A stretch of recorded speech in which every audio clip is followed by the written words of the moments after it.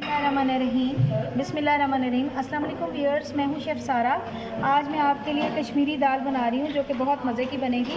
इसके लिए मैंने 2 kg चिकन ले लिया और इसको मैंने अच्छे तरीके से 2 से 3 प्याज डाल के गला लिया हुआ है। अब इसमें मैं लहसुन अदरक का पेस्ट डालूँगी और साथ ही में मसाले शामिल कर रही हूँ, जिसमें नमक है, हल्दी है, सुरख मिर्च है, पिसा धनिया, थोड़ी सी कुटी मिर्च, साबुत गरम मसाला और पिसा गरम मसाला वो मैं भी डाल दूँ। ऑयल डाल रही हूँ, तकरीबन ½ लीटर ऑयल है इसमें। दाल मैंने ½ kg चने की, ½ kg मसूर की दाल मैंने बॉयल करके गला दी है। उनको घोटना नहीं है, बस उनको गलाना है जी। इसमें साबुत गरम मसाला और पिसा गरम मसाला,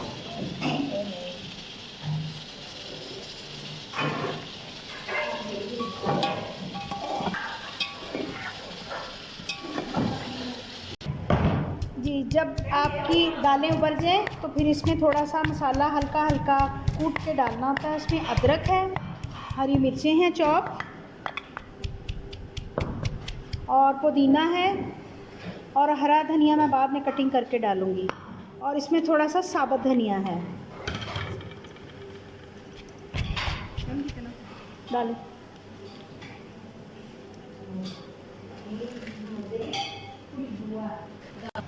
पुदीना है, साबुत धनिया है, हरी मिर्च है। ये जब मैं दालें डालूँगी तो एंड में मैं ये डालूँगी अदरक है। और ये इनको बारीक बिल्कुल चटनी नहीं बनाना, बस इस तरह से हो, थोड़ा थोड़ा कुटा हो और थोड़ा थोड़ा रह भी जाए इसके अंदर। तो इस तरह का ये डालना है बीच में। ये कुंडी में ही कुटेगा, ये आपके ब्लेंडर में बहुत ज़्यादा ब्लेंड हो जाएगा। इसलिए कुंडी की अहमियत अब हमें याद आ रही है, जिनको हमने काफ़ी देर से दूर किया हुआ है, लेकिन ऐसी जगहों पे बाज़ दफ़ा कुंडी की ज़रूरत भी पड़ जाती है। गोश्त भुना जा चुका हुआ है। अब इसमें मैंने ऑयल भी डाल दिया। अब ये दालें जो मैंने मसूर की दाल और चने की दाल बॉईल करके रखी थी, अब वो मैं इसमें शामिल कर रही हूँ।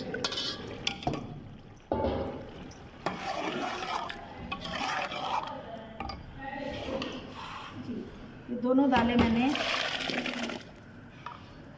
बॉईल करके रखी हैं। अब इनको मैं थोड़ी देर पकने दूँगी, और जब ये थोड़ी सी मसाला जो मैंने बना के रखा है वो डाल दूँगी। सारा फ्लेवर जो आएगा वो ग्रीन मसाले से आएगा इसमें। तो मैं मिलती हूँ दोबारा आपसे जी। दाल को मैंने घोट लिया हुआ अच्छे तरीके से। अब इसमें ये जो ग्रीन मसाला मैंने पीसा था, अब मैं वो डालूँगी। इससे दाल में बहुत अच्छा फ्लेवर आएगा।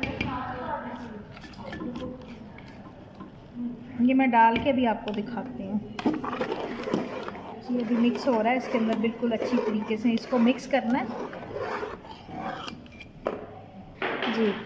ये तैयार हो चुकी हुई है। अब इस पे मैंने धनिया भी साथ डाल दिया हुआ है, तो ये धुआं बहुत उठ रहा है। इसको मैं प्लेटर में डाल के आपको दिखाती हूँ जी। मज़ेदार सी कश्मीरी दाल तैयार है। उम्मीद है कि ये रेसिपी आपको बहुत अच्छी लगेगी। मिलते हैं अगली रेसिपी के साथ। अल्लाह हाफ़िज़।